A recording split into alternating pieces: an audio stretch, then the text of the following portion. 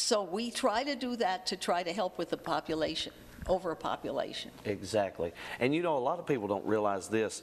In Cincinnati, Ohio, there is actually a big, major pet cemetery up there. I mean, they've got the tombstones and everything showing the animals right on the tombstone. They've got horses' graves. You know, a lot of people generally care about their animals. They're like a part of their family, and they're devastated when something happens to them.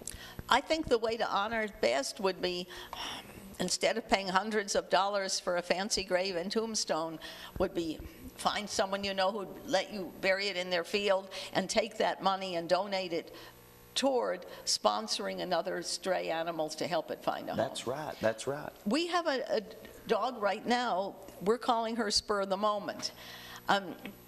We got an email about a month ago from a tourist who was driving through East Bernstead, found this little beagle, maybe beagle boxer cross, huddled living under a building by the Spur station. She said she couldn't stop. She was on her way for a vacation. She contacted Madison County Humane Society. They contacted us. We went out the next day, got the dog. She'd been living there for at least a month, sort of near the tornado area, a couple of miles from the tornado only. She might have been a tornado victim. Anyway, she was not a young dog, and she was pretty gaunt and undernourished. The lady who found her and had emailed us sent a big donation, enough to get her vaccinated. We've spayed her. She's been heartworm tested. She's on heartworm and flea prevention.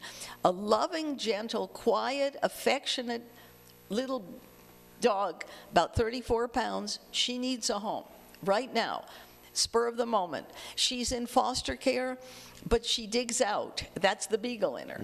And they can't allow it because they're at work and they're afraid their dogs will follow. So they've had to keep her chained, which is horrible. But that we don't want her running off and having all their dogs run off. We need a home for Spur. She's a loving, so if anybody calls you, she's available. And also they need to check out the website and contact you through the mail and say, hey, Yes. we'd like to give them a home. Wonderful. And, you know, another important thing for people that's got animals, they need to keep tags on those animals. Yes, because you find one and, you know, very few people microchip.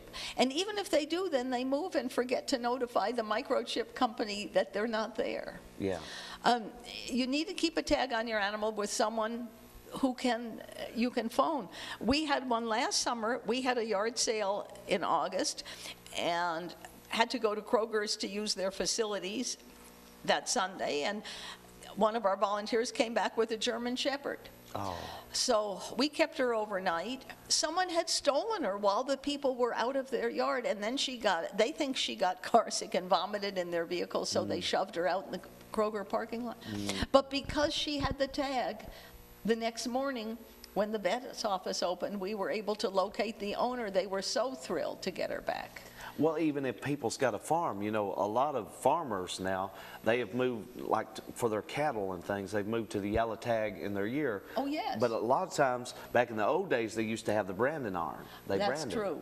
But we need to, you know, to properly identify these animals and where they belong. You know, somebody might be so tore up because their animal's missing when they could have had that tag on there. Yes.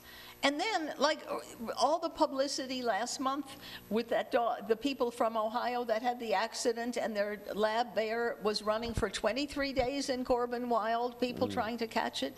Our volunteers were out there day and night working to help catch that dog. He turned up, was reunited with the owner. Everyone knew who he was. Right. Well, he still had his leash on him the whole time. So, but certainly, if he hadn't had any ID, we wouldn't have known it was their dog as opposed to just another running, fearful dog. Exactly. And you know, Shelley, a lot of people don't realize this. There are laws and stiff laws about certain animal cruelty. And, you know, I've seen people arrested for dog fights and chicken fights and things like that. It's common here. If people see an animal being abused or neglected, they should call their county animal control.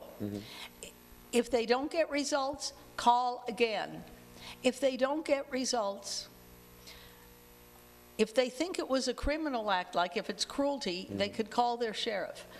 If they still don't get results, call your judge executive. The judge executive is elected by the people. They need you to like them or they don't get reelected. And they are more susceptible to public perception, often maybe than an overworked, undertrained animal control person. You know, there has people been in this area that have been arrested for animal cruelty acts. Yes. I don't mean to say that the animal control guys are undertrained, but I meant Right. overworked, maybe.